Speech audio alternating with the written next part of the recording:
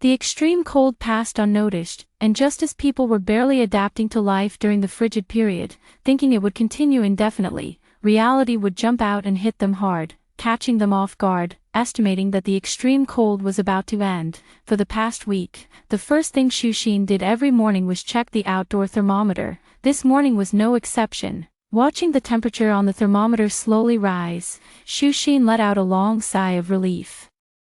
Feeling as though it had finally arrived, the duration of the extreme heat was the shortest among all the calamities, lasting only a month. Yet, this single month of scorching heat dealt humanity a blow more severe than the previous two disasters combined, nearly catastrophic in its devastation. From extreme cold to extreme heat, humanity was given no time to adapt, as temperatures could soar from -40 degrees to 50 degrees within a single day. The rapid temperature shifts caused most of the well-preserved grains and crops from the cold to thaw, become damp, and then rapidly rot under the intense heat in a short period. The prolonged extreme heat kept the sun high in the sky, quickly evaporating moisture from the ground and the air. Food and water, the very foundations of human survival, were devastated by up to 80% during the extreme heat, leaving an undeniably massive impact on people. Xu Axian rummaged through her thoughts while retrieving items from her space that she had prepared a week ago for the extreme heat period. The sun, which had disappeared since the heavy rain began, reappeared in the sky, leaving everyone with just one sensation: dazzling, extremely dazzling. People who hadn't seen sunlight for so long failed to notice anything unusual, attributing it to their prolonged absence from the sun. They didn't realize that it was only 6 or 7 in the morning. And what such intense brightness at this hour signified, confirming that the temperature was rising, Yan Mo used the walkie-talkie to inform Bu Xiangwen and Mu Qimai downstairs. He swiftly began dismantling the heating stove installed in the bedroom. Meanwhile, Xu Axian wasn't idle either. She packed away their thick winter clothes, heavy blankets, and mattresses, then arranged their summer attire and replaced the bedding with lighter options, after tidying up their bedrooms. The group was already drenched in sweat. The temperature outside had risen back to 0 degrees, and the ice layers gradually melted, producing a pitter-patter sound like rain. Removing their thick coats and having a quick meal, they got back to work. They dismantled the living room stove, rolled up the carpet, and replaced the space heater in its usual spot with an air conditioning fan. Inside, they placed crushed ice collected during the extreme cold period, arranging ice blocks in every corner of the living room to spread cool air. Sweat trickled down their faces, and the group couldn't bear it any longer. They each retreated to their rooms to change into cooler clothes before returning to finish the cleanup. After thoroughly organizing the items needed for the extreme cold period indoors, sweat had soaked through the clothes of all 4 individuals. Yet, by 9 a.m., the temperature outside had already soared to over 30 degrees Celsius. The air conditioner and cooling fans in the room kicked into action, dispelling the heat inside. Persisting through the task of tidying up their own bedrooms, the 4 of them took showers in their rooms, changed into fresh clothes, and then lounged under the air conditioner, sipping on chilled drinks and indulging in idleness. Others weren't as comfortable as them. The sudden appearance of the sun and the abrupt rise in temperature drove people to rush outside like madmen, eager to bask in the long-lost warmth. It wasn't until the ice beneath their feet began cracking that they snapped back to reality. The ice shattered at an alarming speed. Those who had ventured farthest out couldn't make it back to safety in time before the ice completely gave way, plunging them into the water and sweeping them away to their deaths.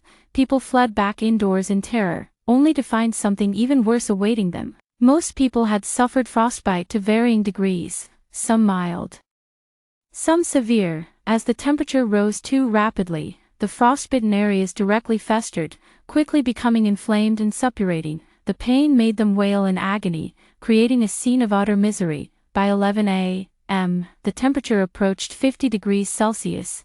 3 or 4 air conditioners in the room were running non-stop, blowing out cold air that barely managed to keep the indoor temperature at 30 degrees. After the morning's ordeal, the sweltering heat left several people with little appetite. Xu Axian flipped through her social media space, then went to the kitchen with Yan Mo. They brought out a pot of spicy chicken skewers, bobo chicken, several cold dishes, and 4 servings of cold sour soup noodles for lunch. The facts prove that animals' adaptability far surpasses that of humans. To cope with the extreme cold, the white tiger and snow wolf had grown dense, thick fur. Shu Axayan and the others had shaved the 4 animals once to help them stay cool. When their fur grew back, it became much thinner, making them appear a size smaller. Within a few days, they noticed that these 4 troublemakers had become extremely sleepy in the extreme heat. Originally, they were awake for over 10 hours out of 24 each day, but now the situation had reversed. They slept most of the time and couldn't be woken up no matter how hard they tried. If it weren't for their breathing and knowing they'd wake up to eat, I'd almost think something had happened to them. After observing for a few days, I confirmed they must have entered a mutation period, so I had Shushi move them all into the space. Mutating inside the space would be safer, free from other disturbances. I didn't expect animal mutations to start right at the beginning of the extreme heat period, while human mutations appeared in the later stages. It seems nature favors plants and animals more, withdrawing its grace from humans. The arrival of the extreme heat also made Shushin feel increasingly pressured. Yen Mo, Bu Xiangwen, and Mu Qimai were all named supporting characters in the original book, destined to awaken supernatural abilities later on. Only she was a minor cannon fodder, barely mentioned in passing by others, existing somewhere beyond the 20th tier. Considering the flesh-eating zombies and mutated flora and fauna she would soon face, if she didn't awaken any abilities, her own strength would have to be exceptional just to survive and avoid becoming a burden. The 3 of them, Yen Mo and the others, clearly noticed that Shu Axayan was throwing herself into their usual training with even greater intensity. She even voluntarily increased her workload, pushing herself to exhaustion every day without rest, and no longer spoke during what used to be her most cherished mealtime. Has sister-in-law been acting a bit off lately? Bu Xiangwen whispered to Mu Qimai, leaning in close. It feels like the mental state is extremely tense. If this continues, either the body can't take it, or the mind will collapse first. Mu Qimai looked at the person training in the practice room and made a fair comment. Then as friends, should we find a chance to ask what's wrong with sister-in-law and help her resolve the issues in her heart, with Brother Mo around? Where would it be our turn? Haven't you noticed how Brother Mo's eyes have been filled with heartache and worry for sister-in-law lately? Don't worry, I bet Brother Mo will comfort her tonight. Holding it in for these past few days has already reached his limit. You make a good point. Let's go. We shouldn't rest either. Let's make the most of our time and train. Chapter 44. Increase in size. Not a single cloud could be seen in the sky, nor a breath of wind in the air. The scorching sun hung high above, and wherever its rays reached, not a trace of human presence was visible. The ground emitted a blinding white light, as if it were on the verge of melting under the heat. The temperature outside soared to over 50 degrees Celsius. A short walk outside would leave one drenched in sweat to the point of dehydration. Without proper protection, sunburn was almost inevitable, while wearing too many layers carried the risk of heatstroke and fainting. Fainting on the ground won't earn you any kind souls to help you up. Collapsing onto a surface so hot it could melt the soles of your shoes means getting back up requires being prepared to tear off a layer of flesh. Though more likely, you won't be able to rise at all. That night, after Yen Mo had a heart-to-heart with Shu Axayan, she adjusted her mindset, realizing she had been overcomplicating things. The next day, Shu Axayan resumed her original training routine. For half a month into the extreme heat, Shu Axayan and the others stayed indoors without stepping outside once. They lacked nothing, so there was no need to subject themselves to the suffering outside. Although the house was renovated with top-tier insulation materials, it couldn't completely block the nearly 18 hours of scorching sunlight each day. The indoor temperature inevitably rose, and to maintain a livable environment, multiple air cooling fans ran continuously, consuming a significant amount of ice. Fortunately, they had collected many free, all-natural resources during the extreme cold period, saving a lot of effort. The water from the melted ice was all collected by Shushin into empty water tanks. The ice picked up from outside was definitely not safe to consume, but it was perfectly fine to use for bathing the snow wolf and the white tiger. Thinking of this, Shushin extended her spiritual sense into the second level of her space to check on the snow wolf and white tiger sleeping inside. She hadn't paid attention to them since bringing them into the space. out of sight, out of mind. But what she saw shocked her. Cough, a cough. Shu Axan had just taken a sip of iced bubble tea, chewing on the pearls inside, when she unexpectedly witnessed the changes in the white tiger and snow wolf within the space. She gasped in shock. Choking on the unswallowed pearls in her throat, coughing so violently it seemed she might pass out the next second. Be careful, someone your age, choking on bubble tea.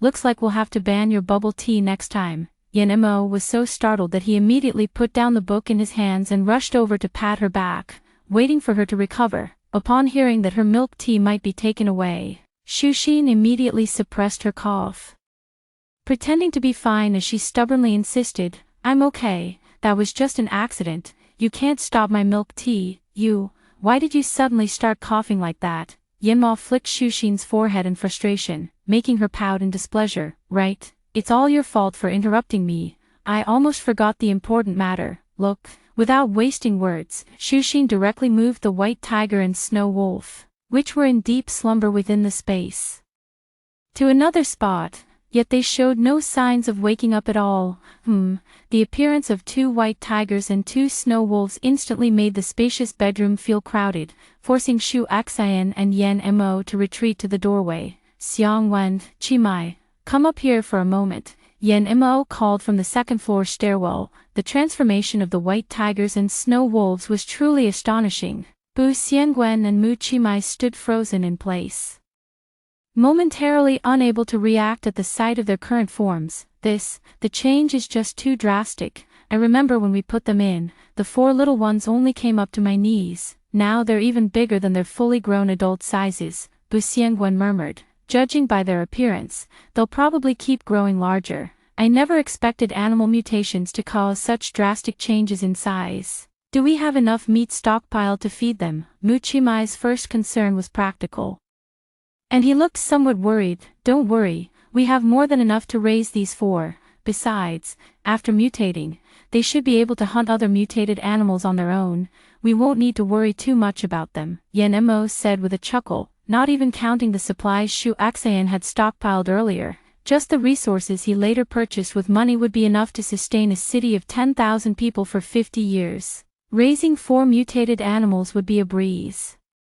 After Bu Xiangwen and Mu Chimai went downstairs, Shu Axan moved the animals back into the space. This time, he placed them much farther apart, afraid that as they grew even larger, they might end up squeezing each other and hindering their development. After settling the white tiger and snow wolf, Shu Xin began inspecting the 2nd level of her space. As far as the eye could see, endless stretches of lush green pasture stretched out, where all the cattle, sheep, ducks, and rabbits she had raised were plump and robust, their meat looking tender and delicious. The various fruit saplings planted on the mountain bore abundant fruit, which wouldn't spoil even if left unharvested after ripening. They remained in their most juicy and delicious state, ready to be picked whenever she wanted to eat them. Speaking of which, this 2nd level of the space was truly miraculous. No matter what animals, fruits, or medicinal herbs live in any region or environment, as long as they enter the space, they can adapt and thrive without any signs of discomfort.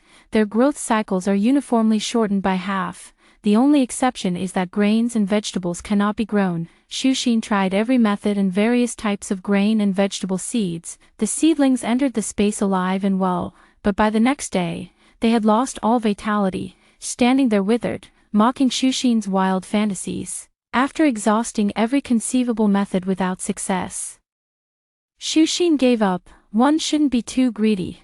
Being able to grow fruits and medicinal herbs was already a tremendous advantage, something others couldn't even obtain. She needed to be content. She picked a basket of fruits, caught 7 or 8 rabbits, and left the space thoroughly satisfied. Rabbits really have strong reproductive abilities. Just now, it seemed like they were about to overrun the place. "So we need to quickly get rid of some," handing the rabbits over to Yan Mo. On their way downstairs, Shu Xin's mind was already racing with various ways to cook rabbits: dry pod rabbit, fragrant roasted rabbit, spicy rabbit heads, tender rabbit with corn, cold tossed rabbit ears, chilled spicy rabbit. Help, help, I can't keep thinking about this. My mouth is about to start watering. Trying hard to tear her gaze away from the plump rabbits, Shushin decided to distract herself by rummaging through the fridge for an ice cream to satisfy her cravings. There are 4 refrigerators at home, and after entering the extreme heat, one is specifically designated for storing various beverages, fruits, and ice cream. However, to prevent Shu Axian from experiencing back and stomach pain during her period, Yen Mo strictly regulates and controls her daily intake of these items. Shu Axian's secret attempts to sneak ice cream from the space were also uncovered by Yen Mo, who absolutely forbids her from staying alone in any space for more than 10 minutes. If Shu Axian suffers discomfort during her period that month, she will no longer be allowed to touch those things, cutting off her desires at the root. Chapter 45, Zombies. On the first day of the 4th week of extreme heat, in the middle of the night, Yen Mo suddenly developed a high fever without any warning. Shu Axian, who was sleeping next to Yen Mo, felt as if she was trapped in a furnace in her drowsy state. It was unbearably uncomfortable, and no matter how she tried to escape, she couldn't. Eventually waking up in frustration, blinking groggily, she realized Yen Mo was holding her tightly in his arms. She reached out to push him away, but the moment her hand touched his skin, the scalding heat made her recoil instantly. Shu Axian immediately snapped awake, sitting up abruptly and placing her hand back on Yen Mo's forehead. "I have a fever, ouch. This temperature is a bit too high, don't let it fry your brain." Shu Axian reached under the bedside table to retrieve the medicine box. Rummaged through it to find fever-reducing medicine, and had the person take it with water first. Changing out of the pajamas and quickly putting on some presentable clothes, she hurried downstairs to knock on Buxiangwen and Muchimai's doors. After knocking for a long time, only a faint movement came from Buxiangwen's room. It seemed both of them had also started to develop a fever, without caring about avoiding suspicion. Shu Axian rummaged through the storage room cabinet and found the keys to their rooms, then opened both doors. Muchimai had completely lost consciousness, while Buxiangwen was slightly better off than Yen Mo and Muchimai, retaining some awareness. It appeared his fever hadn't lasted as long as the other two. After giving both of them fever-reducing medicine, Shu Axian finally had a moment to catch her breath and sort out the current situation. Yen Mo and the other two were likely among the first batch of people to develop fevers. The original book mentioned that the first batch of fever patients had a significantly higher chance of awakening supernatural abilities, along with greater strength and potential, compared to the second batch 3 days later. Those who survived the awakening process from this batch all became high-level ability users in the later stages of the apocalypse. High fever is a precursor to human mutation. The fever period is exceptionally grueling. As the genes within the body undergo fragmentation and reorganization, one can only imagine how unbearable it must be. Many people, despite having the potential to awaken abilities, simply couldn't endure the agony of the fever period. They either gave up halfway, becoming ordinary people, or directly turned into zombies. The process of turning into a zombie is far simpler and quicker than awakening an ability. Fever-reducing medicine could alleviate some of the suffering during the fever period, which is why Shu Axian made sure to administer it to all 3 of them. Since Buxiangwen and Muchimai were men, it wasn't appropriate for her to help them with physical cooling methods like wiping their bodies. The most she could do was regularly give them fever reducers and replace the ice packs on their foreheads. However, Yen Mo, she could handle it personally. Taking a bottle of high-proof alcohol and a new roll of gauze into the bathroom, the medical book suggested diluting 75% medical alcohol with warm water, 32 to 34 degrees Celsius, to a concentration of 25% to 30% for a sponge bath to reduce fever. Shu Axian strictly followed the proportions and temperature mentioned in the book, prepared the alcohol solution, brought it out, moistened the gauze, and carefully wiped along the major blood vessels such as the neck, armpits, elbows, groin, and behind the knees to help Yen Mo alleviate the discomfort during the fever. Stretching her neck, Shu Axian walked to the window, lifted a corner of the curtain, and saw the eerie scene outside. The pitch-black sky held not a single glimmer of starlight, and at some unknown moment, a blood-red moon emerged within it, appearing particularly eerie and grotesque in the silent night, making one feel extremely uneasy. Pulling the thick curtains shut again, Shushin lay down beside Yen Mo, gazing at his familiar face as the discomfort in her heart slowly faded away. After tossing and turning for half the night, lost in thought, Shushin's eyelids grew heavy beyond her control, and she drifted into slumber. The next morning, Shushin woke with a start, knocking her head in frustration. Seriously, how did I fall asleep? Luckily, nothing bad happened. Following last night's routine, she gave all three of them fever-reducing medicine, replaced the ice packs on their foreheads, and then walked into the kitchen with relief, planning to cook a vegetable and lean meat porridge to replenish their nutrients and energy. Plain porridge lacks nutrition, and seafood porridge is hard to digest, so Shushin opted for vegetable and lean meat porridge, which is both nutritious and easy on the stomach. Her cooking skills are so poor they border on disastrous, but she can manage something simple like porridge. After feeding each of them a bowl and replacing the ice packs again, Shushin sat down to eat her own breakfast, the fragrant, fully loaded hand pancake, paired with a steaming cup of soy milk, soothed Shuaxayan's stomach, filling her with a sense of happiness. Last night, the first batch of people with fevers appeared. Shuaxayan estimated that zombies would emerge by tomorrow morning at the latest. Being among the first to develop fevers indicated that their physical condition was undoubtedly good. They could likely endure the feverish period for at least a day without major issues. Before going to bed at night, Shuaxayan deliberately turned on the high-voltage electricity on the security door in the hallway, drew all the curtains tightly in the room, checked the security alarm on the door, and only then felt at ease lying down on the sofa to rest. While people were sound asleep at night, the world underwent earth-shattering changes in complete silence. When people woke up again, they would find that some of those with fever around them had become eerily strange, their faces turned ashen gray, their entire eyeballs taken over by the whites, and their bodies trembling uncontrollably. If you tried to approach for a closer look, they would suddenly lunge at you, biting fiercely and tearing off a chunk of your flesh. The scent of blood excited them, and more of these creatures began attacking people. Crowded places descended into chaos. Before anyone could control these aggressive beings, those who had just been injured by them turned around and started attacking others nearby. The scene grew even more chaotic, with screams rising one after another. Their appearance was too sudden, leaving people completely unprepared. When someone shouted the word zombies, the rest were struck with sudden clarity, realizing they might truly be zombies. Their bodies were rotting, emitting a foul stench, with sharp, blackened nails.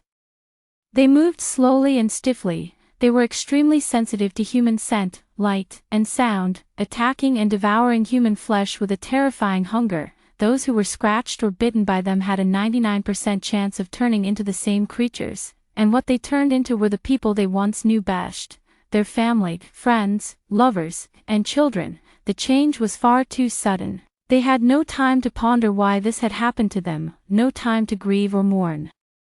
Fleeing and survival became the main themes of their lives from then on. This day would later be known as the true beginning of the zombie apocalypse. From then on, humanity entered a new apocalyptic era. Zombies roamed everywhere, animals and plants awakened one after another, superhumans emerged, and ordinary people were relegated to the bottom of society. The rule of the official government completely collapsed, and new rulers arose in various regions, vying for dominance in the post-apocalyptic world. Chapter 46. Between Dream and Reality.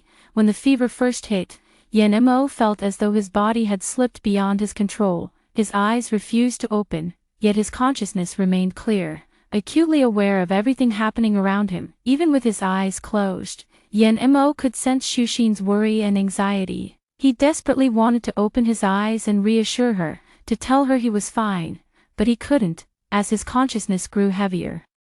Yen Mo gradually lost all perception of the outside world. Yen Mo stared at the scene before him, momentarily stunned. The room was clearly set up as a mourning hall, but he didn't know whose funeral it was or how he had ended up here. His gaze swept over the photograph displayed in the mourning hall, and upon seeing the face that was both unfamiliar and familiar, his pupils contracted slightly. After their marriage, Shuaxayan had once taken him to pay respects to her parents.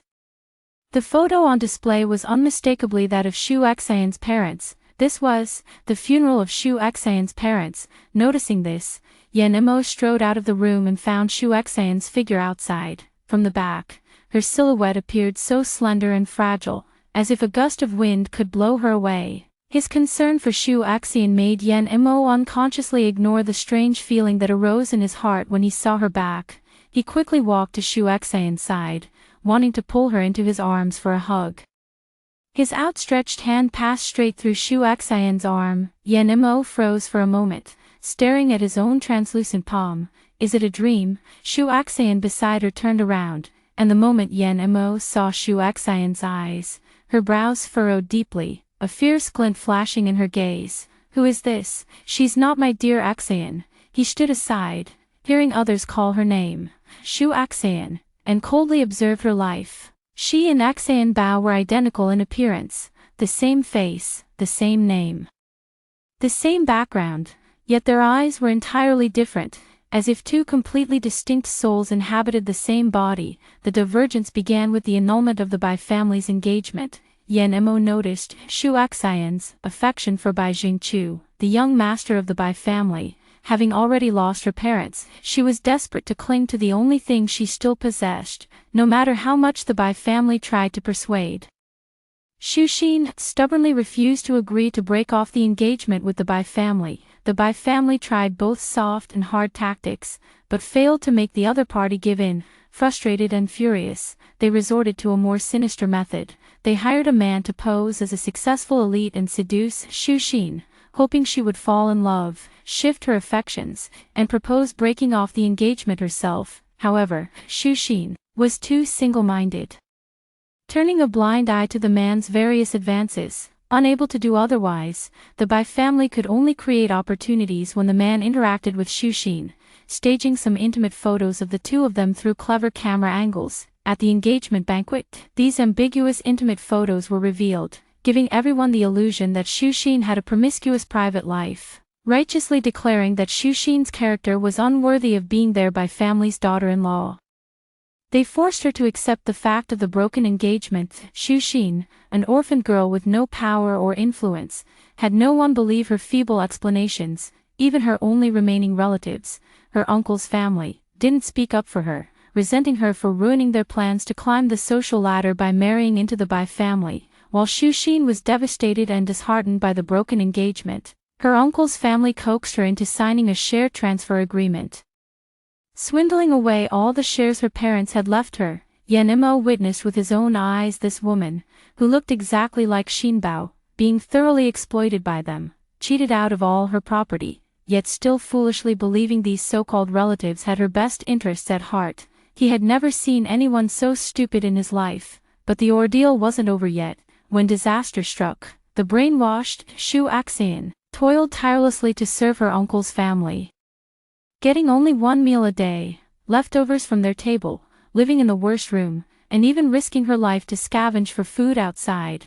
When food ran out, her uncle's family secretly conspired with the local bullies to sell her to the beasts in the neighborhood who sought women for their pleasure. As she endured torment and humiliation, her so-called family ate the food bought with her suffering and lived on without a shred of guilt. Although this woman wasn't Xinbao, seeing someone with Xinbao's face die so tragically stirred up anger in Yan Mo's heart, making it unbearable for him to accept. The scene before him flickered, and Bai Jingchu's figure appeared instead. Yan Mo was puzzled, not understanding why he was seeing him. It seemed this was after the apocalypse had begun. Thanks to the Bai family, Bai Jingchu was living quite comfortably in some base, even having the leisure to pursue women.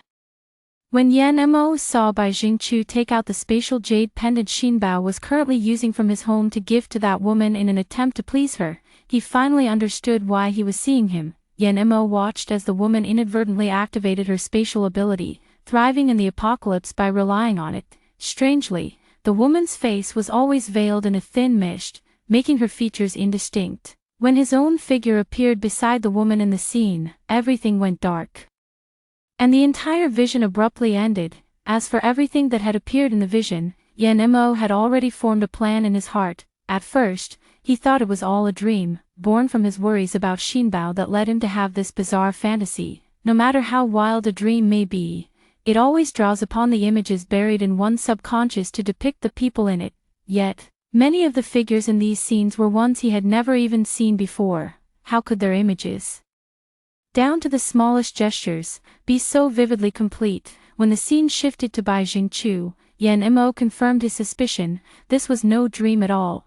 it was likely a reality that had unfolded in a parallel universe. Time has many facets, and often, different choices people make lead to different outcomes, steering the future in various directions. That he could see these visions was also a stroke of fate, just like the apocalyptic dream Shinbao had back then.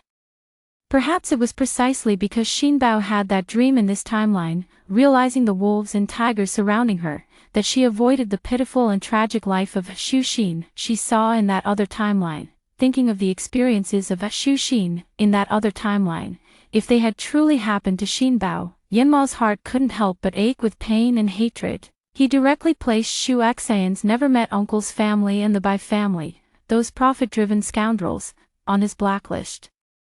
They'd better pray they die before crossing his path, otherwise, he'd make them regret being alive in this world. The targeted Xu Liangjuan's family, along with Bai Xiangdi, Bai Zhengqiu, and others, suddenly shivered in their sweltering rooms, feeling an inexplicable chill down their spines. Chapter 47, Supernatural Ability. After 3 rounds of natural disasters and time spent in shelters, not many people remained in the residential area, located far from the city center. Staying in the neighborhood was still safe before the second wave of human awakenings began. On the 3rd morning of Xu Xian staying home alone, Bu Xiangwen was the first to regain consciousness. By the afternoon, Mu Qimai had also recovered from the fever phase. Seeing both of them wake up safely, Xu Xian felt half of her worries ease, though she still didn't know when Yan Mo would wake up. Originally, Xu Xian thought Yan Mo would wake up by evening, but there was no sign of him stirring. Still, she wasn't overly anxious. In the later stages of the apocalypse, statistics showed that the longer the fever period lasted, the more powerful the awakened abilities would be. For most ordinary ability users, the fever period typically lasted 1 to 2 days, and sometimes even shorter. The 3 in their household were far from ordinary, counting from the night their fevers began. Their fever periods lasted nearly 3 days. On the morning of the 4th day, Yan Mo's temperature finally began to drop. Xu Xin stayed by the bedside without leaving, wanting Yan Mo to see her first thing upon waking. Yan Mo slowly opened his eyes, and the moment he adjusted to the light, he immediately searched for Xu Xian's figure. "Husband, you're finally awake. Here, have some water first." Xu Xian was the first to notice Yan Mo's movement. She picked up the water glass on the bedside table and brought it to his lips. Yan Mo didn't move. He stared intently at Xu Xian for a few seconds, confirming that the person before him was indeed his beloved, before finally letting out a slow sigh of relief. In an instant, he pulled her tightly into his embrace with an unusually strong grip, as if he wished he could meld her directly into his very bones and blood. The scenes he had witnessed while unconscious had left him with an indescribable trace of fear. He had been terrified that upon waking, the Xu Xian he saw might not be his beloved. It's okay, Shinbao, it's alright, I'm here, I'll always be here." Xu Xian faintly sensed that Yan Mo's current mood wasn't quite right and hugged him back tightly. Hearing the voices coming from downstairs, Bu Xiangwen and Mu Qimai stood at the doorway, watching the affectionate scene between the young couple. Unsure whether to enter or retreat, they hesitated for a few seconds before mustering the courage to step inside. For some reason, they both felt as if they were voluntarily shoving dog food into their own mouths. Ahem, you two should tone it down a bit. There are 2 living, breathing people standing right here in the room. You can save the cuddling for after we leave. 10 minutes later, Bu Xiangwen risked his life to speak up and interrupt the 2, who were still locked in an embrace, being pointed out by Bu Xiangwen. Xu Xian felt somewhat embarrassed and reached out to push Yan Mo, who had mostly calmed down, touched Xu Xian's forehead. He had noticed earlier that her body temperature seemed a bit high. "Xian Bao, are you entering your heat cycle?" "I don't know, am I? I just feel a bit heavy-headed." With Yan Mo safely awake, Xu Xian's anxious heart settled back into place. As her mental tension abruptly eased, the physical discomfort she had been suppressing began to surface. "What? Sister-in-law is running a fever too? Then we'll wait downstairs for you. You should take care of her first. She's been running up and down taking care of us these past few days. It must have been exhausting for her." Bu Xiangwen and Mu Qimai immediately stood up upon hearing this, not daring to disturb Xu Xian's rest. having been cared for by Shu Axayan during their fever, their respect and concern for her deepened even further. Initially, during the disaster, the group had become close friends due to their shared circumstances and Yen Mo's influence, but now they truly regarded Shu Axayan as one of their own, someone they could entrust their lives to. This is how relationships between people work. Only sincerity can beget sincerity. Yen Mo didn't let Shu Axayan lie directly on the bed. Instead, he first replaced all the mattress, quilt, and bedding set with new ones before allowing her to rest. The old ones had been soaked repeatedly with sweat from her heat cycle, and lying on them would definitely feel damp and uncomfortable.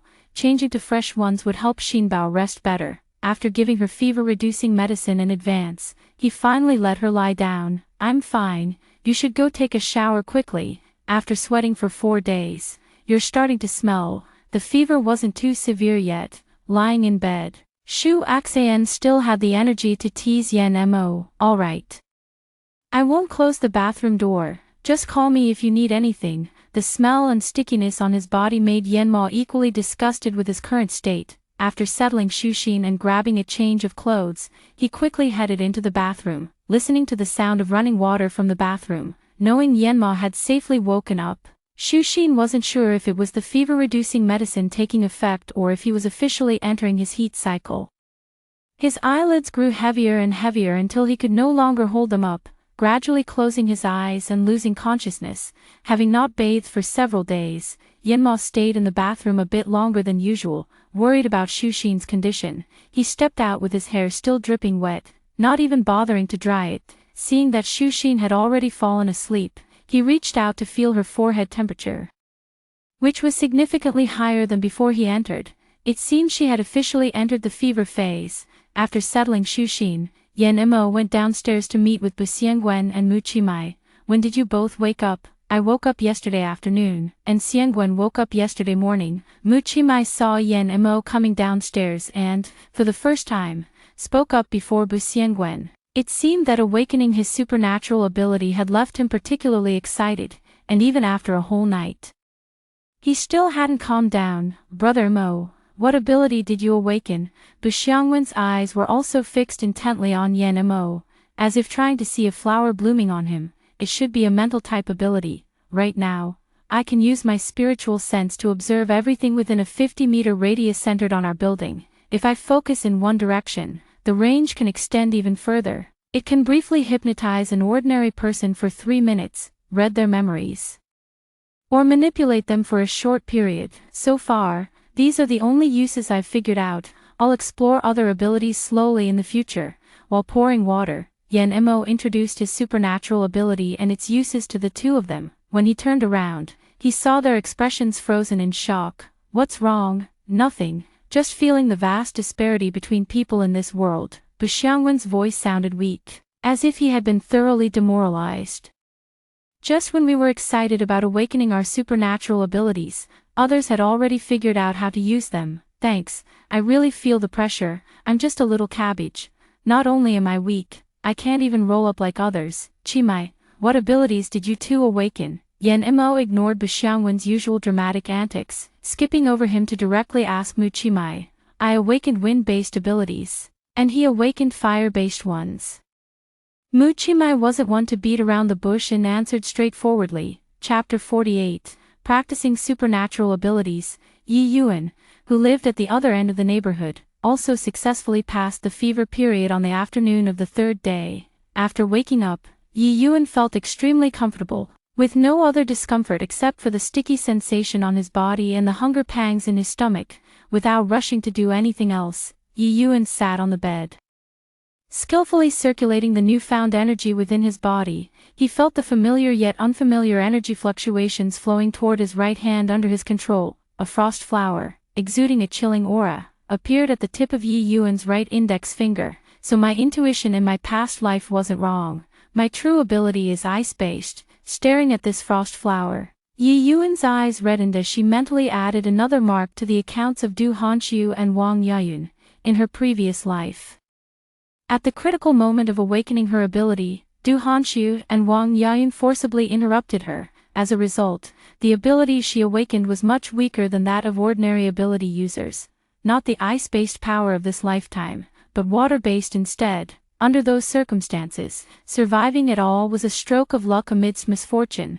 Her water-based abilities weren't strong, and their effect on zombies was limited. As the team support personnel, she couldn't provide much water each day. And the points she earned from missions were always the lowest in the group. Even so, whenever there was a chance, she would follow the ability team out on missions to earn points. The points she earned alone supported 3 people, with most of them going to Du Hanxiu and Wang Yayun. Though she was the one earning the points, she was the one who spent the least. It wasn't that no kind-hearted people had tried to warn her, telling her that Du Hanxiu and Wang Yayun were no good.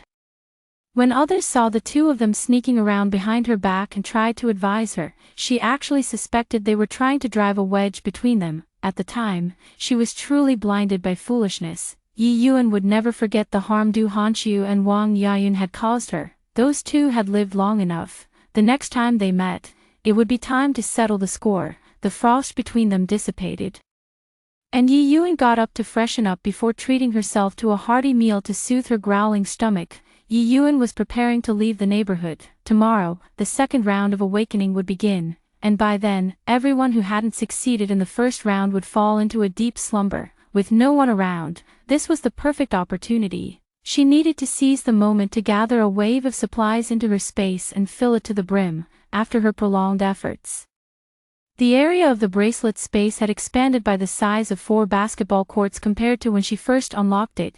It was worth all the effort.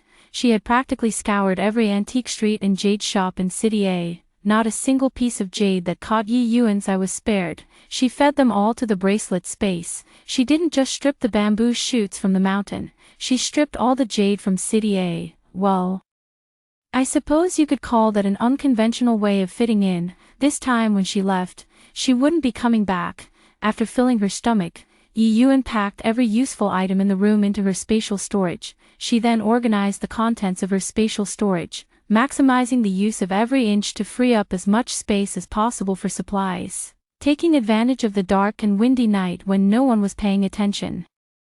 Yi Yuan quietly took out a small electric scooter from her space, mounted it, and left the neighborhood without alerting anyone. With the images she had coincidentally seen during her fever period, Yan Mo had gained a considerable understanding of her awakened abilities. In her spare time while taking care of Shu Axian, she not only continuously practiced and familiarized herself with her psychic abilities but also guided and helped Bu Xiangwen and Mu Qimai get accustomed to their own abilities, offering them some advice on how to use their powers. Superpowers can be broadly categorized into 3 main types: enhancement-based superpowers, natural elemental superpowers, and special-type superpowers. Enhancement-based superpowers, as the name suggests, involve the strengthening of a specific part of the body. Some people enhance their ears, gaining the ability to hear in all directions, while others enhance their eyes, acquiring the power of clairvoyance or becoming incredibly strong. The most common and effective superpowers in the post-apocalyptic world are the 5 elemental types: metal, wood, water, fire, and earth. In addition to these, there are 3 other variants: lightning, wind, and ice, which also belong to the natural elemental superpowers. Other peculiar and diverse superpowers, such as psychic and spatial abilities, are collectively referred to as special-type superpowers. As the name implies, the likelihood of awakening a special-type superpower is relatively low. Bu Xiangwen and Mu Qimai awakened wind-based and fire-based abilities respectively, both of which are among the more offensive natural elemental abilities. Wind-based ability users can harness the wind elements present in the air to attack, while also using wind elements to enhance their own speed. It can be said that the movement speed of wind-based ability users is undoubtedly among the best of all ability users. Fire-based ability users possess exceptionally strong burst and damage in single-target attacks, and their area of effect attacks are equally formidable. The second wave of awakenings has already begun, with the vast majority of people entering the fever period today and falling into a deep sleep. Unfortunately, some unlucky individuals may enter the fever period suddenly, without enough time to find a safe place to hide, and collapse directly on the roadside or in the wilderness. The zombies wandering the streets show no mercy, driven solely by instinct to track down these people by scent and devour them piece by piece. the time for the large-scale, explosive emergence of zombies is drawing near. Before Shushin wakes up, they must gain a preliminary grasp of their supernatural abilities to avoid being flustered and clueless about how to use them when facing the zombies outside. Damn it, Muchimai, can't you control the direction of your wind? You almost burned off my thick hair. Bu Xiangwen frantically patted at his hair, the smell of burnt strands still lingering in the air. Serves you right for getting burned, showing off like that. How dare you bring fire so close to your own hair with your fingers? Muchimai remained unmoved by Bu Xiangwen's accusations. Damn you, Muchimai, today, I'll make sure you taste my power. Bu Xiangwen touched the patch of missing hair on his head, heartbroken, and with a loud shout, hurled a fireball at his opponent. Muchimai dodged effortlessly, avoiding the fireball attack, and retaliated by throwing a wind blade in return. The two fought back and forth, exchanging moves, while Yan Mo sat on the nearby sofa maintaining a psychic barrier to prevent them from blasting a hole in the room. From time to time, he pointed out their flaws and weaknesses, urging them to correct their mistakes. All three were depleting their supernatural abilities in different ways, while also trying to figure out how to launch the most effective attacks with the least energy. After all, supernatural powers were not inexhaustible. Against zombies, every bit of energy saved could mean an extra sliver of survival advantage over others. Chapter 49. I have a magic wand. In the training room, everyone's gaze was fixed on Shu Axean, watching her intently. Sister-in-law, have you awakened an ability? What is it, since waking up? Shu Axean had remained tight-lipped about her ability and seemed sullen. Everyone assumed she hadn't awakened one and, not wanting to upset her further, avoided bringing it up. Who would have thought that just as they were practicing their abilities, Shu Axean walked in and suddenly announced she would tell them what her ability was. Bu Xiangwen and Muchimai were both somewhat surprised, while only Yan Mo's expression showed no surprise at all, just a faint curiosity. If Shu Axean hadn't awakened an ability, given her personality, she would have definitely mentioned it on the spot and wouldn't have kept silent about it. The only possibility was that Shu Axean had awakened an ability she felt too embarrassed to talk about, and no one knew exactly what it was. Phew. Shu Axean took a deep breath and extended her hand, with Yan Mo and the others focusing their gaze on it. As the light in Shu Axean's hand faded, a magic wand about 35 centimeters long appeared in her palm. The wand's body appeared to be made of a translucent pink crystal, with a crescent-shaped half-moon at the top and an irregularly shaped crystal stone in the middle. At the junction with the wand's body was a pair of wing-like decorations, making it look very much like a toy you'd buy for children under 5 on the roadside. Ahem. The room erupted in waves of laughter. Even Yan Mo couldn't help but curl the corners of his lips. Laugh. Go ahead and laugh. I knew you'd all crack up when you saw it.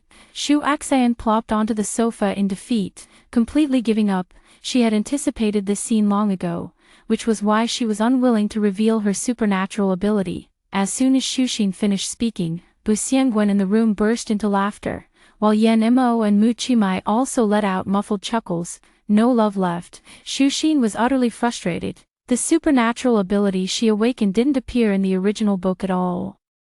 Though it might have been because she hadn't finished reading it, but she always had this feeling. There was absolutely no one in this world who shared the same ability as her. It was because of her existence that this power came into being.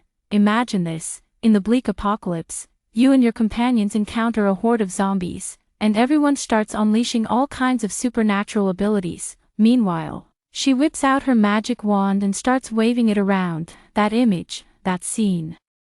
It's literally a massive social disaster. I'm afraid others would definitely think she's either out of her mind or that her brain has been eaten by zombies. She had once fantasized about being a fairy, but that was all in her childhood. What girl didn't have such fantasies when she was little? There's really no need to go to such lengths to fulfill her fairy dream in this way. She would never call herself a little fairy again. Saying it too much would bring retribution. Xinbao, what exactly is your special ability? Yan Mo asked, his voice still tinged with amusement. Then I must explain it to you properly. Don't judge it by its appearance. It's incredibly useful. Mentioning the abilities, Shushin perked up with enthusiasm. It can release a restriction circle and a protection circle. Currently, I can only use the restriction circle to immobilize someone for 1 second or suppress an enemy's attack for 10 seconds. During those 10 seconds, the target's speed, ability strength, and other attributes are reduced by 5%. The protection circle manifests as a transparent sphere that can conceal the presence of those inside, making them undetectable to zombies, and it can also block zombie attacks. Whoa. That ability sounds ridiculously overpowered. Bu Xiangwen gasped in astonishment. Indeed, it's extremely practical. Used well, it can also achieve unexpected effects. Mu Qimai pondered seriously for a moment.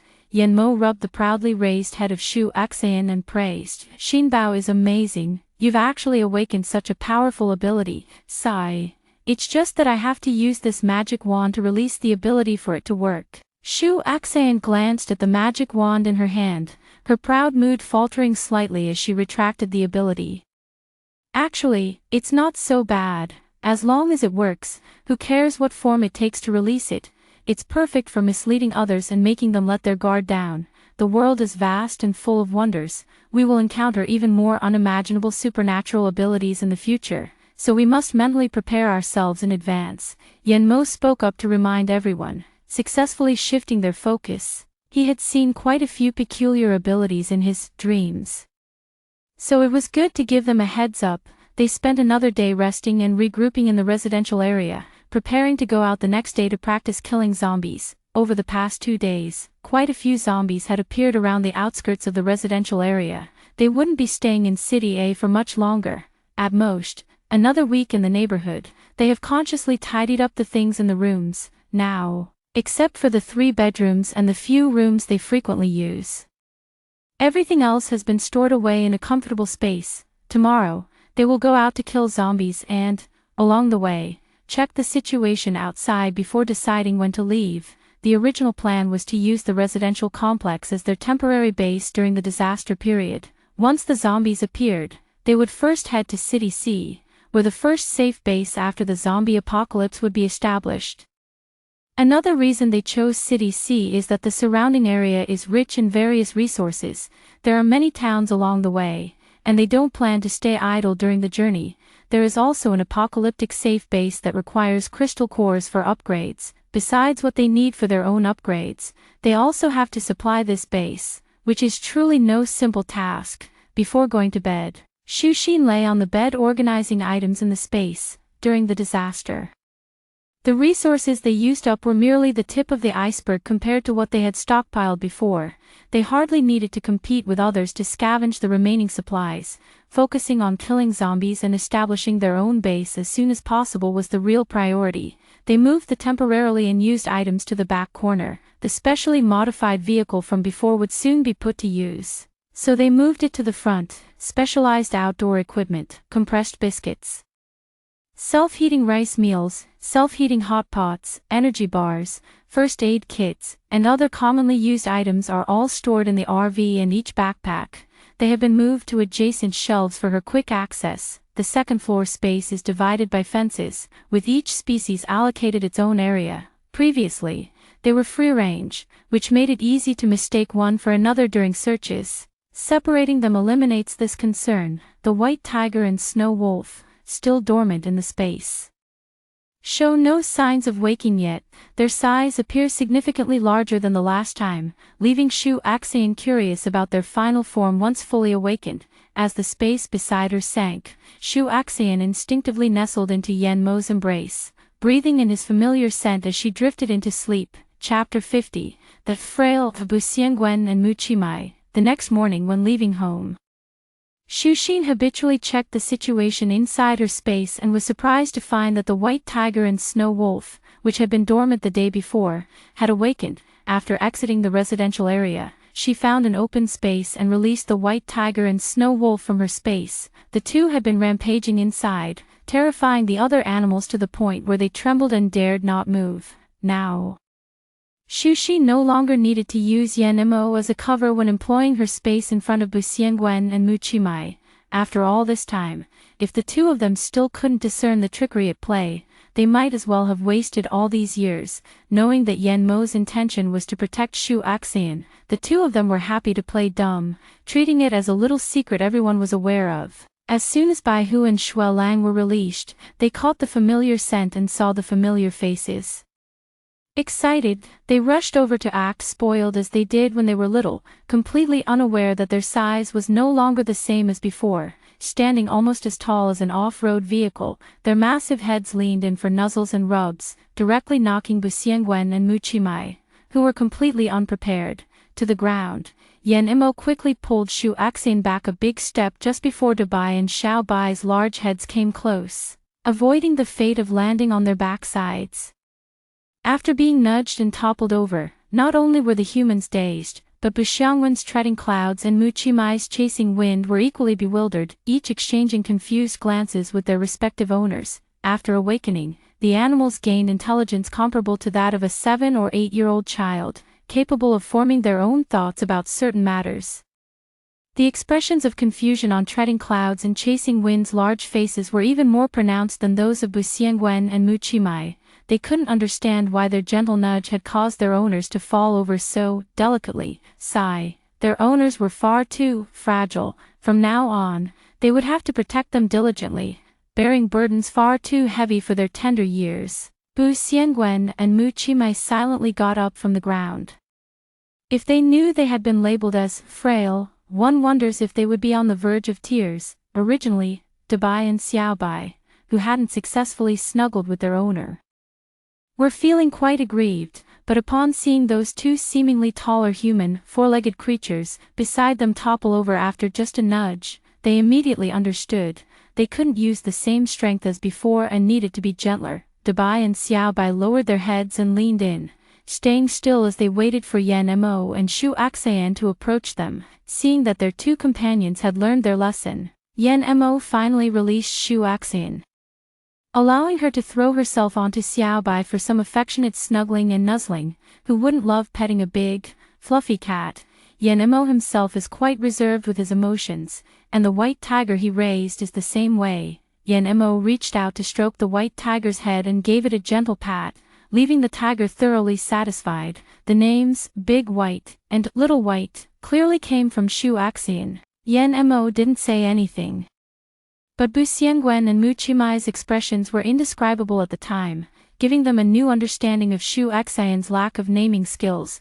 They quickly settled on names for their own white tiger and snow wolf, afraid that even a second's delay would subject them to Shu Axian's naming torture. Shu Axian and the others were preparing to get in the car and head to the city center to kill zombies, planning to return the white tiger and snow wolf to the space. But who would have thought the four of them would refuse to go back? Xiao Bai, look at how big you are now. You won't fit in the car, so be a good boy and go back to your space. Okay. Shu Axian gently comforted Xiao Bai, using both words and hand gestures to help him understand that his current size wouldn't allow him to enter the car. Xiao Bai tilted his head and paused for a long moment, as if pondering Shu Axian's meaning. Meanwhile, Dubai beside him quickly grasped the idea, with a snort. And to the astonishment of Shu Axian and the others, he shrank his body down to the size he was a few months ago.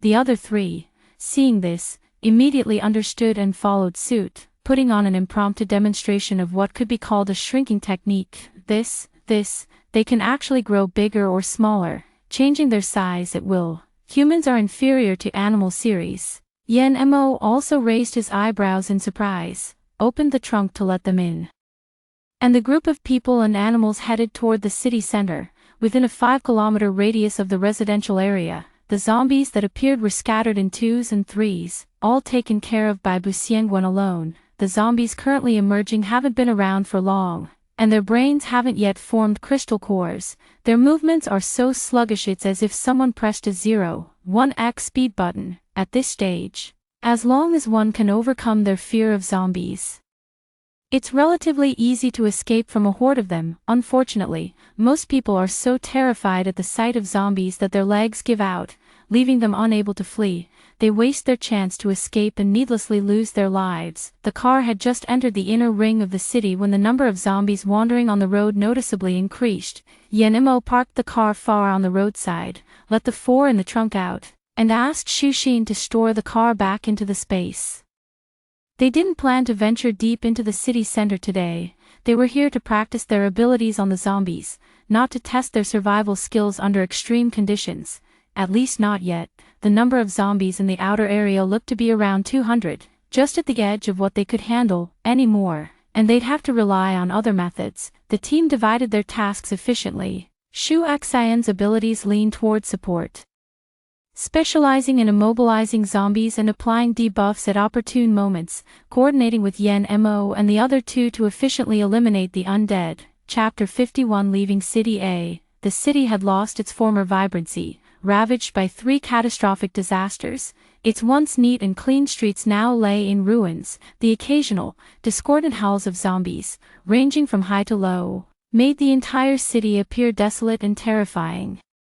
After spending several days honing their skills by battling zombies around the outskirts of City A, Shu Xian, Bu Xiangwen, and Muchima had gained a basic mastery of their supernatural abilities. Yen Mo, however, was on an entirely different level compared to them. The 3 of them had just gotten the hang of it when Yen Mo's control over his abilities had already advanced to the 2nd level, making him a second-tier ability user. On their last day in City A, Shu Xian and the others didn't go out. They got up early to prepare various ingredients, making food that would be convenient to eat on the go: rice balls, bento boxes, steaks, pizza, porridge, and more. Starting tomorrow, they would be constantly on the move. Unlike in the residential area, opportunities to cook by themselves would be rare while traveling. They prepared some easy-to-eat meals themselves and stored them in their space, ready to be taken out and eaten whenever needed. There are still stored cooked foods in the comfort space, but most of them aren't very suitable for eating outside. They prepare simple meals and make thorough preparations. Items like compressed biscuits and self-heating rice are only brought out when unavoidable in front of others. If they have the means to eat well, why should they settle for less? The aromas of various meals and dishes lingered in the room all day, barely dissipating by late night. The number of rabbits, sheep, cows, and pigs in the comfort space decreased by 1/10. Every available space in the house was filled with stoves and pots, and 10 large stainless steel buckets of rice were prepared in advance, enough to last them for a while. The next morning, Shu Xian and the others woke up early. Everyone took a refreshing shower, enjoying one last comfort before departure. Although they could shower in the RV on the road, it still wouldn't be as comfortable as showering in a room. Today they left City A, not taking the highway but choosing a route they would normally take. Most people, when fleeing in panic, would opt for what they perceive as the fastest path, driving onto the highway in droves. With too many people, accidents become more likely. Everyone wants to rush ahead, unwilling to yield. Once 2 cars collide, the vehicles following closely behind will inevitably crash into them one after another, creating a massive chain reaction accident. The thick scent of blood holds a fatal attraction for zombies. Moreover, who can guarantee that among those who escaped, there isn't a single person who was scratched or bitten by a zombie and chose to hide it? It wouldn't take many, just 1 in 100, for the situation to spiral out of control. A chaotic highway, with no villages ahead or shops behind, not even a place to take shelter. That's truly a situation where cries to heaven go unheard and pleas to earth go unanswered. All 4 members of the Shushin group could drive. Before setting off, they agreed to take turns behind the wheel. Initially, Shushin wasn't included in the rotation, but she volunteered to share the burden. If only the 3 of you take turns driving, the mental toll on you will be too heavy. If some emergency arises, none of you will be in good shape, and having me as backup in good condition won't be of much use. I'll take turns driving with you all, so each of you can have longer rest periods and recover more fully. Shu Xian's reasoning left them with no room for argument, and it was finally decided that each of them would drive for 2 hours while Shu Xian would drive for 1. When it wasn't her turn to drive, Shu Xian, feeling drowsy, sat in the back seat and dozed off leaning against Yen Mo's shoulder. She had stayed up late cooking the night before and had gotten to bed later than usual.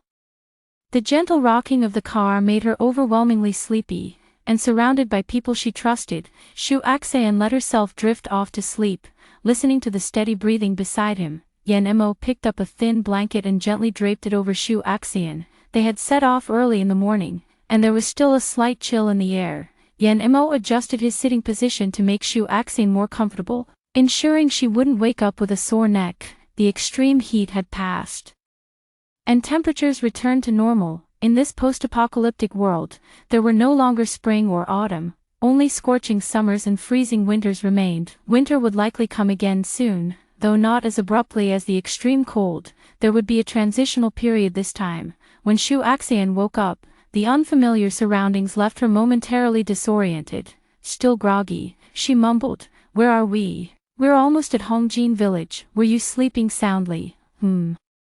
Yen Mo's large hand unconsciously caressed Xuxin's soft cheek. The touch was simply too good to resist. Xuxin rubbed her eyes to wake herself up. How long was I asleep? About 3 hours. You woke up just in time. Have some water to refresh yourself. We'll find a good spot to stop and rest soon. And have lunch while we're at it. Yen Mo picked up the insulated cup beside him, unscrewed the lid, and handed it to Xuxin. Inside was brown sugar, red date, and ginger tea that he had prepared before they left. A week before Xuxin's period was due, Yen Mo would always switch her usual drink to this. "Okay, thank you, Daddy Yen," Shu Axian casually said as she took the water cup handed to her by Yen Mo. Shu Axian had grown accustomed to her husband's meticulous care, sometimes even playfully calling Yen Mo Daddy Yen. She still remembered the first time Yen Mo heard this nickname from her lips. His expression was priceless. He grabbed her, held her tightly in his arms, and kissed her for a long time before finally letting her go. At the time, she almost thought she might become the first woman to faint from lack of oxygen due to kissing. Thankfully, it didn't actually happen. Otherwise, she'd have yet another embarrassing story to add to her list of black marks in front of Yen Mo. Later, as she called out more frequently, Yen Mo no longer reacted as intensely as he did at the beginning, as if he had grown accustomed to it. If Shu Axian had known that Yen Mo would later pin her to the bed and make her shout the last 2 words, she might have regretted it to the point of tears. Muchimai, who was driving in the front, focused on the road and didn't feel much, but Buxiangwen in the passenger seat had already gone numb with a blank expression. The sweet atmosphere between the young couple in the back seat spread throughout the car, completely disregarding the feelings of this single dog. It feels like a dog standing by the roadside getting kicked by a passing couple. He feels like he shouldn't be in the car, he should be under it. Hugging myself in grievance, JPG, Shu Axian and the group parked the car behind a hillside, with another mountain nearby. They let the white tiger and snow wolf, who had been cooped up in the car all morning, out to roam and hunt for food on their own, packed up the off-road vehicle and switched to the modified RV, leaving City A in the morning. The roads were crowded with people and vehicles, narrow and in poor condition. Driving the RV wasn't as convenient as the off-road vehicle. Now that they've changed vehicles, after lunch, Muchimai and Buxiangwen, who had been driving all morning, could finally lie down and rest properly. Chapter 52, Meeting the male lead from the original novel. At 4 in the afternoon, Xuxin and the others arrived at Hongjin Township, their first destination. Hongjin Township was home to a renowned high-tech agricultural park from before the apocalypse. The entire township thrived by trial planting new agricultural products developed by the park, eventually becoming a model zone for high-tech agriculture. Their target was the core research data inside, along with various research equipment and plant samples. Terrified by the emergence of zombies, people fled in all directions, with food and water becoming the first things they chose to take with them.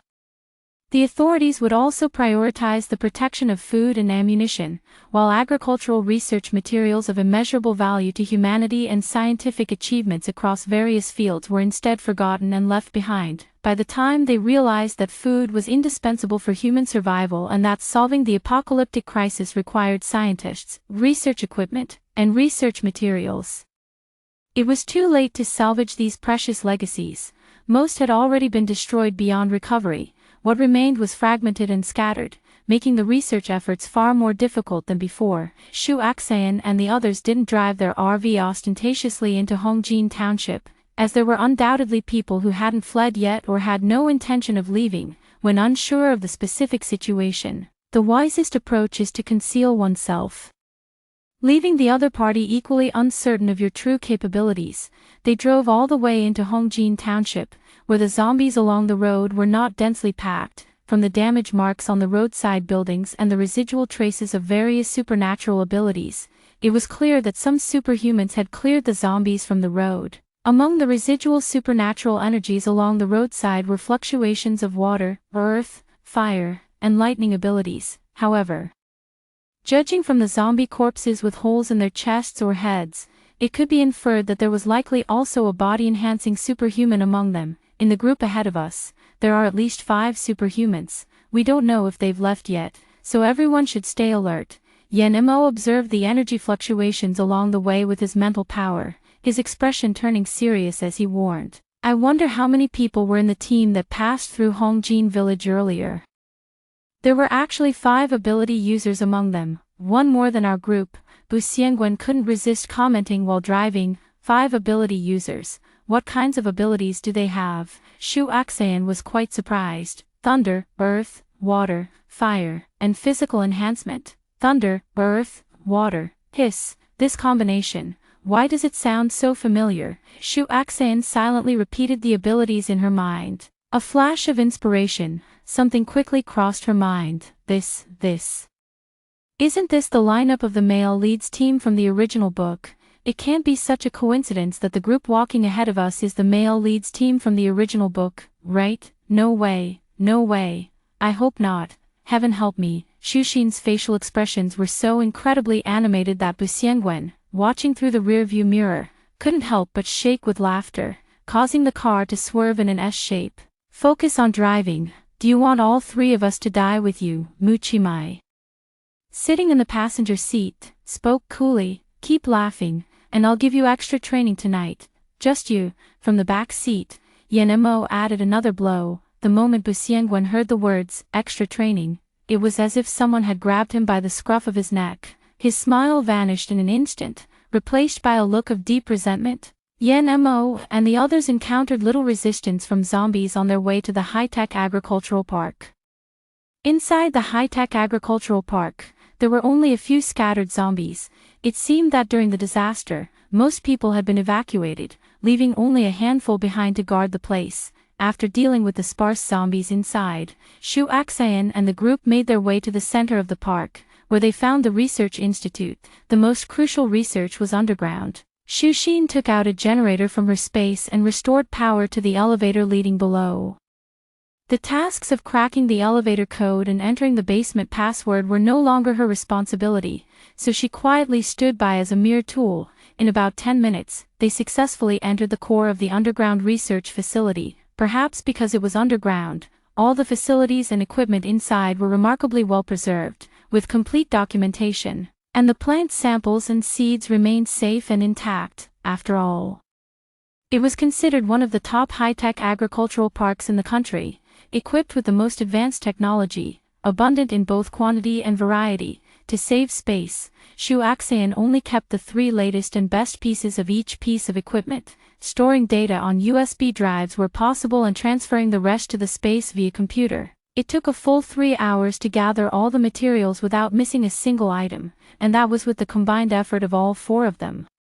Looking at the extra equipment and materials now stored in the space, Shu Axayan had only one thought: research really drains the brain. Simple, brute force physical labor suits me better. They left the remaining equipment and materials in the basement untouched, keeping them as they were to leave something for those who might come looking later. The person behind, thank you so much, at least you left some for us.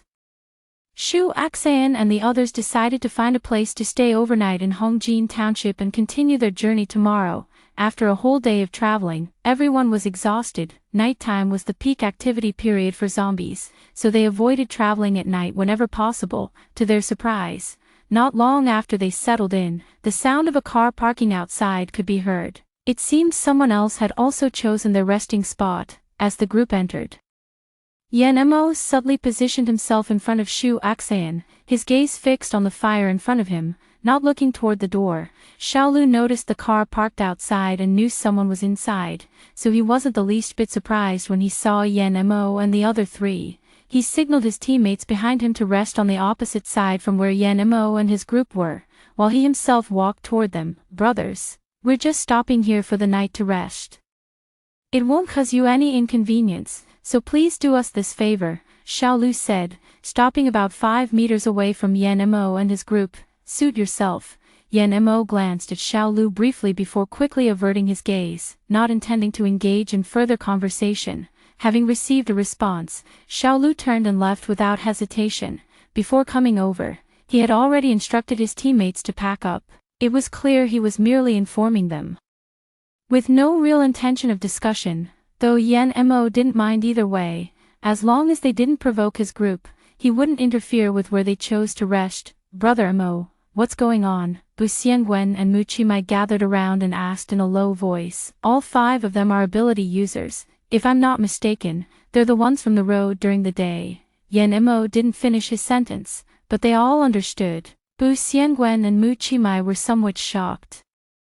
It was impossible not to be surprised. In the apocalypse, very few could successfully awaken their abilities. For all 4 of them to have awakened abilities was like hitting the jackpot 8 lifetimes over. They went out several times to practice their abilities but never encountered other ability users, nor did they meet any on their way here. Little did they expect that their first discovery would be 5 at once. The small pride, the little sense of superiority, and the feeling of being special that had just begun to rise in their hearts were completely extinguished. When they saw the traces by the roadside in the afternoon, they still held on to a sliver of hope, thinking that the other side must have a large group to have 5 ability users. But by evening, reality had slapped them hard in the face. Indeed, there's no such thing as a slap in the face being too fast, only faster. No such thing as too harsh, only harsher.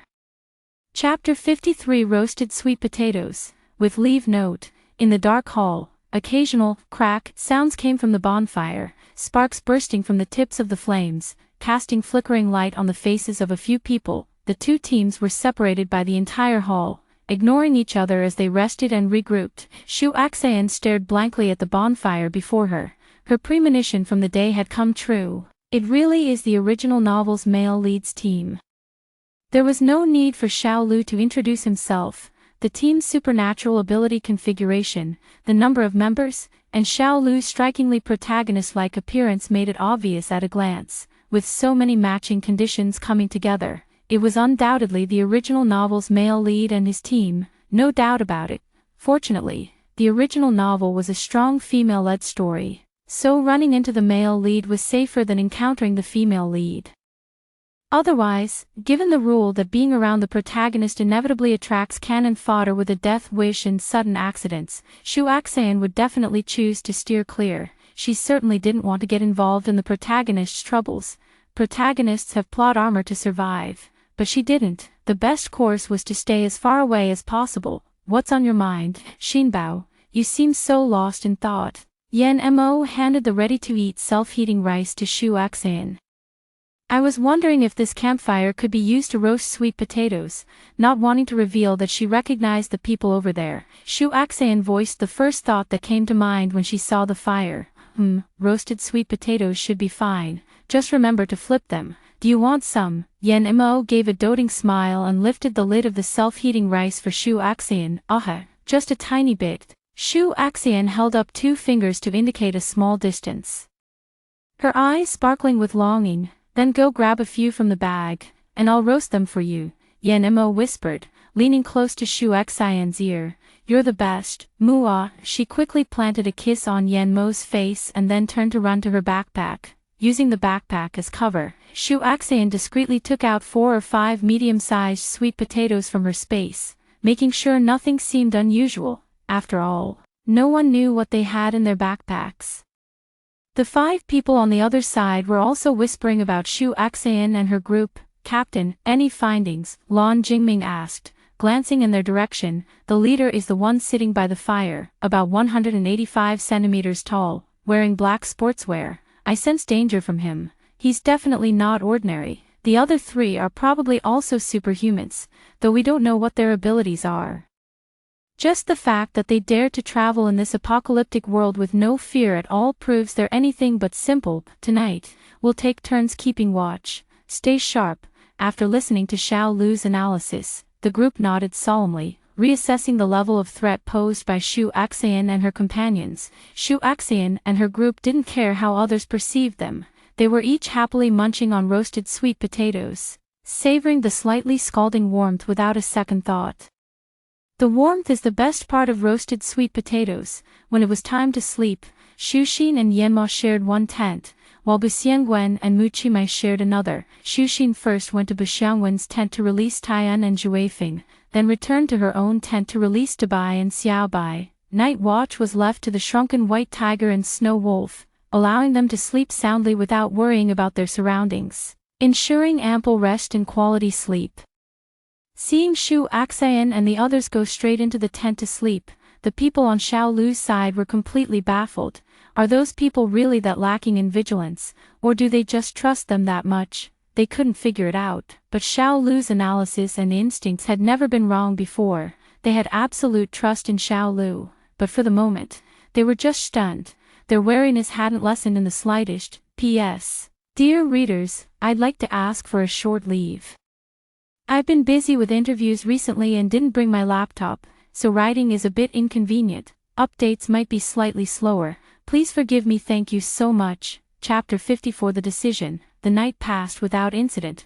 Early the next morning, just as dawn was breaking, Xiao Lu's group made the first move. Having received professional military training, Xiao Lu and his team packed up their belongings with quiet efficiency. But Yan Mo still woke up the very second they made any movement. The comfortable figure in his arms seemed displeased with the movement of the large pillow beside her, mumbling a few sounds and shifting slightly, burying her head deeper into Yan Mo's embrace. Yan Mo let out a muffled groan in a lowered voice and gently patted Shu Xion's little bottom to make her settle down. Early in the morning, the little girl sure knows how to be a handful. The debt of patience now will one day be repaid by the little thing in his arms. Before going to bed last night, Yan Mo used his psychic energy to envelop their tent from the outside. If anyone tried to spy on them with psychic energy, he would sense it immediately, unilaterally blocking any external attempts to peek inside. Calming down the morning's natural reaction, Yan Mo quietly dressed and stepped out of the tent, ensuring his movements didn't disturb the still sleeping Shu Axayan in the slightest. Less than 10 minutes after Yan Mo left, the person across had already packed their belongings and walked out. Within a minute, the sound of a car starting and driving away could be heard. Captain, we can't reach headquarters now. Should we still proceed with the original plan to head to City B? Zhang Qiu asked, tilting his head towards Xiao Lu beside him. Xiao Lu didn't answer immediately. After a few minutes of silent contemplation, he slowly shook his head and made his decision. I'm not going anymore. Let's change course to City C. In the later stages of the disaster, due to disagreements among the upper leadership and power struggles, their direct leader at the time lost in a silent battle for control, resulting in the loss of their leadership and command authority. After being taken over by new leadership, the tasks they were subsequently assigned were clearly inconsequential, having no impact on the overall situation and no access to the core operations. Their entire squad was gradually marginalized. The Special Forces team being gradually marginalized is certainly not the only one. Their situation is not unique. Although aware of the circumstances, Xiao Lu knew his teammates were holding back frustration in their hearts, just as he was previously.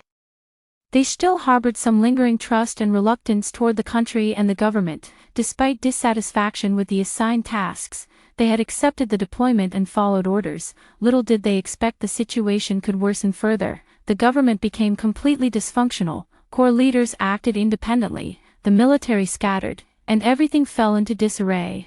City B is the center of political power. If they return now, they will inevitably be dragged into various power struggles, tested and courted by different factions, with endless troubles coming their way. That's not the life they want. Others in the team have vaguely expressed their reluctance to return, but have persisted only out of consideration for his stance. Now, for the sake of his own and the entire team's future, Xiao Lu finally severed the last trace of attachment to the government in his heart and made the final decision.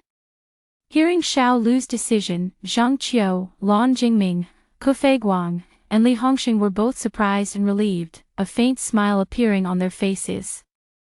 Clearly, they were very pleased with their captain's decision. Back to updating, just a little for today, but tomorrow I'll post 3 chapters. I swear, it'll be at least 6,000 words. Chapter 55. The the green hat, Shu Axayan stepped out of the tent punctually at 7 o'clock, followed by two little tails. Opposite, Xiao Lu and his people had already left, so Bai Hu and Shuai Lang no longer needed to hide in the tent or the space when they came out now.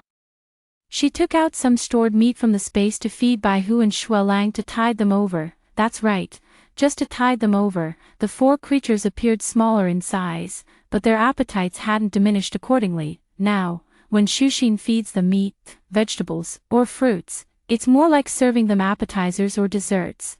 Their main sustenance still comes from their own hunting. Each hunting trip they make can sustain their bodily needs for about half a month, after feeding the four. Shuxin washed her hands, took out their breakfast from her space, and laid it out on the table, a spread of remarkable variety. Last night, there were outsiders present, so they couldn't eat too well. Without outsiders around, their meals were no different from before the apocalypse, with no tasks or other constraints weighing them down. They had plenty of time. After leisurely finishing breakfast, they waited for Shuxin to store everything in her space before setting off in the RV along the planned route. Yi Yuan, who left the neighborhood early, had the memories of her past life as a reference, making her goals very clear this time. Initially, Yi Yuan's destination was City H. While collecting undamaged supplies along the way, she coincidentally encountered Du Hanxiu and Wang Yayun, who were being chased by zombies and looked utterly disheveled. Seeing Du Hanxiu and Wang Yayun, Yi Yuan was reminded of the unpleasant events from her past life, and the good mood from finding supplies instantly vanished. She had originally planned to deal with them the next time they met, but she didn't expect to run into them so soon. Since they had crossed paths, Yi Yuan decided to follow them and take care of them. Du Hanxiu and Wang Yayun were fleeing among a group of about 20 to 30 people, with one or two superpowered individuals protecting them as they escaped from the shelter. Out of the dozens who managed to escape the shelter, aside from sheer luck, it was thanks to two young men who suddenly discovered they could summon water and earth. The zombies behind them weren't fast, but the terror they had witnessed in the shelter, watching perfectly healthy people turn into zombies on the spot after being scratched or bitten, filled them with such fear that they didn't dare stop running. Hurry, there's a supermarket ahead. No sign of zombies. Let's go in and rest, someone in the crowd shouted, and the dozens of people rushed inside in a frenzy. The last one in quickly pulled down the shutter to keep the outmaneuvered zombies from following. Finally finding a place free of zombies, the group collapsed onto the ground without a care for appearances. Catching their breath, Yi Yuan followed from a safe distance, watching as Du Hanxiu and Wang Yayun, disheveled and haggard, fled in panic among the crowd. An indescribable sense of satisfaction welled up in her heart. Her previously ruined mood began to lift slightly. Estimating the position, Yi Yuan found a spot where she could keep a clear eye on every move Du Hanxiu and Wang Yayun made. Having lived a second life, Yi Yuan probably understood Du Hanxiu and Wang Yayun better than they knew themselves. In situations like this, as soon as one of them regained their composure and realized the other could no longer benefit them, they would start scheming how to exploit each other to the fullest for their own gain. So, Yi Yuan decided to first enjoy the spectacle of a dog-eat-dog fight before dealing with them, considering it a way to recycle their worth and derive some emotional satisfaction. After tailing Du Hanxiu and Wang Yayun for just a few days, events unfolded exactly as Yi Yuan had anticipated. Regaining their composure to face the zombie onslaught and accepting the arrival of the apocalypse, Du Hanxiu and Wang Yayun began calculating their own little schemes in their hearts. This group of people were barely acquainted with each other, having only coincidentally gathered while fleeing, and they constantly faced the risk of disintegration. During the escape, two individuals who had displayed abilities different from ordinary people naturally became the de facto leaders among them. Those two were not yet proficient in controlling their suddenly acquired special abilities, relying entirely on vague instincts when using them. However, those two individuals were clearly aware of their differences from others and temporarily enjoyed a level of admiration and treatment that was unattainable in peacetime, which left them somewhat intoxicated. If they were truly asked to lead over 20 burdensome individuals through the unpredictable challenges of an apocalyptic world, they would undoubtedly be unwilling. Their remaining rationality made them cautious when facing the overt and covert probing from others, and they refrained from making any promises that would ensure their safety. The attitudes of the two were clear to everyone, and Du Hanxiu and Wang Yayun saw it just as clearly. Du Hanxiu and Wang Yayun would definitely not give up on these two currently indispensable supporters. One of the two ability users, named Huang Qinghua, cast a strange glint in his eyes when looking at the slightly more attractive women in the group. It wasn't the usual lecherous gaze of someone coveting beauty, but rather an indescribable feeling that made those who noticed it extremely uncomfortable. Wang Yayun noticed Huang Qinghua's gaze lingering on her for increasingly longer periods. The initial disgust and fear she felt toward his stare gradually dulled into indifference. No matter whose shadow she hid behind, the person would always step aside upon sensing Huang Qinghua's gaze, leaving her exposed. Du Hanxiu simply feigned blindness, pretending to be completely unaware. He showed no sense of responsibility that, as Wang Yayun's nominal boyfriend, he should step forward to protect her when another man was staring at her so blatantly in his presence. She shrank into an unnoticed corner, playing deaf and dumb. Wang Yayun cursed Du Hanxiu vehemently in her heart, but it did nothing to change the situation. Finally, she figured it out herself. Huang Qinghua taking a liking to her actually gave her a way to curry favor with him. Using her own body to cozy up to a superhuman, gaining his protection, she could also leverage this status to secure some benefits for herself. This deal seemed to offer her even greater advantages. Wang Yayun, without knowing what she had imagined in her mind, took the initiative one night to go upstairs to the second floor where Huang Qinghua and Hong Tao lived. She didn't come down all night, and everyone had a clear idea of what Wang Yayun was up to. The gazes directed at Du Hanxiu carried an indescribable meaning, and some people occasionally glanced at his head, making him feel both furious and helpless, unable to do anything about it.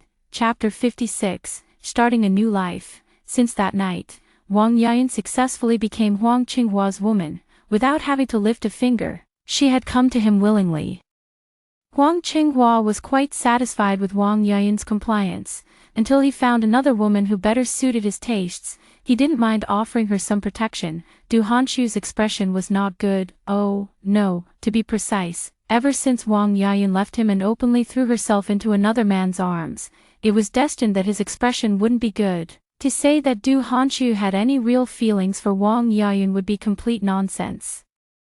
His bad expression was simply because he felt his pride had been wounded, restrained by Huang Qinghua's supernatural abilities and unable to voice his anger. Du Hanxiu felt utterly suffocated every day. Finally, he seized an opportunity when Huang Qinghua went out to find food. He dragged Wang Yayun away to a secluded spot, then abruptly released her hand. Du Hanxiu, what are you doing? Wang Yayun rubbed the spot where he had gripped her tightly. You ask me what I'm doing.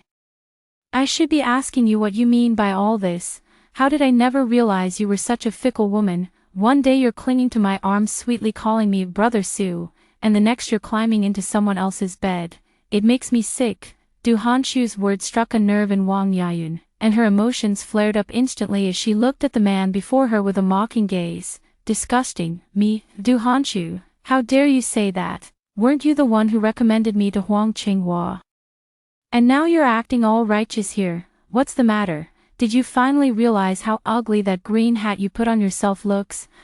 You call me disgusting. Look at yourself. When you secretly got involved with me behind Yi Yuan's back, why didn't you feel disgusted then? Can't even protect your own woman. Du Hanxiu, you're nothing but a useless waste. You shameless bitch. I'll teach you a lesson today. Wang Yayun's words tore off the last shred of Du Hanxiu's pretense. Enraged and humiliated, Du Hanxiu's eyes turned red as he raised his hand and slapped Wang Yayun hard across the face. The force of the slap was so great that it split the corner of Wang Yayun's mouth, causing blood to flow instantly.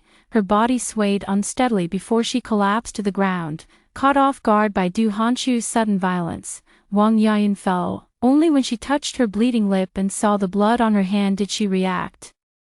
Letting out a scream as she lunged at Du Hanxiu with a desperate, life-or-death ferocity, driven to the brink, Wang Yayun clawed fiercely at Du Hanxiu's face, leaving deep scratches, then grabbed his hair with such force that even a grown man like Du Hanxiu couldn't break free from her grip. Hiding in the shadows, Yi Yuan watched the entertaining spectacle of a dog-eat-dog fight, smacking her lips in satisfaction. She could hardly resist clapping for the two of them to express her delight. After all, it wasn't every day she wasted 5 days tailing them for such a payoff, and so, she did just that. Bravo, bravo. how could such a thrilling performance go without an audience? Let me start by giving you both a round of applause. Clapping as she stepped out of the darkness, Yi Yuan stopped before Du Hanqiu and Wang Yayun, looking down at the two of them as they wrestled on the ground. Startled by the sudden sight of Yi Yuan, Du Hanqiu and Wang Yayun were both taken aback. They hadn't forgotten how they had previously hired people to trouble Yi Yuan, nor had they forgotten that Yi Yuan had changed from how she used to be. Yi Yuan, why are you here? Wang Yayun, bolstered by the thought of now having a superhuman ally, mustered some courage, swallowing hard to ease the dryness in her throat. Why I'm here isn't what you should be worrying about right now. What you should be concerned with is how to avoid my retaliation later. Yuan, please let me go. I know you still love me in your heart. I promise I'll only love you from now on. If you let me go, I swear I'll be devoted to you alone and never betray you. Slap. Hearing that Yi Yuan had truly come for revenge, Du Hanqiu's pupils constricted, remembering how Yi Yuan had once been utterly devoted to him. He felt a glimmer of hope and shamelessly begged for mercy. Pfft. Du Hanqiu's words only made Yi Yuan scoff in amusement. Do they really think she's some kind of pushover? Listening to the pleas of the two, Yi Yuan suddenly felt it was pointless. Not wanting to waste any more time on Du Hanqiu and Wang Yayun, she used her powers to freeze their mouths shut, tied them up, and dragged them toward the spot she had chosen. In her past life, she had been pushed into a horde of zombies by the two of them, torn apart and devoured by countless undead. This time, she would let them experience the same fate, bound hand and foot. Du Hanqiu and Wang Yayun were powerless to resist. They watched as Yi Yuan took a knife and carved wounds of varying depths into their bodies, the searing pain making their eyes widen in terror. Yi Yuan hung the two individuals outside a two-story building, their bleeding wounds serving as the most lethal attraction for the zombies. Before long, zombies from several nearby streets were all drawn over, gathering beneath Du Hanqiu and Wang Yayun, snarling and stretching their arms upward, desperate to reach the source of their allure. Yi Yuan's method of inflicting wounds was highly precise, ensuring enough blood flowed to attract the zombies while keeping the two fully conscious to witness everything unfold, forcing Du Hanqiu and Wang Yayun to watch as the zombies gradually gathered, inched closer, and ultimately devoured them was undoubtedly the most fitting revenge. Yi Yuan moved to a more distant location before the zombies gathered in large numbers, ensuring they wouldn't discover her. Witnessing Du Hanqiu and Wang Yayun being devoured by zombies until there was no trace left, Yi Yuan felt the hatred that had weighed on her heart since her rebirth dissipate, leaving her feeling much lighter. With this matter concluded, it was as if she had completely bid farewell to her former self. A new life still awaited her, and she was determined to carve out her own path in this apocalyptic world.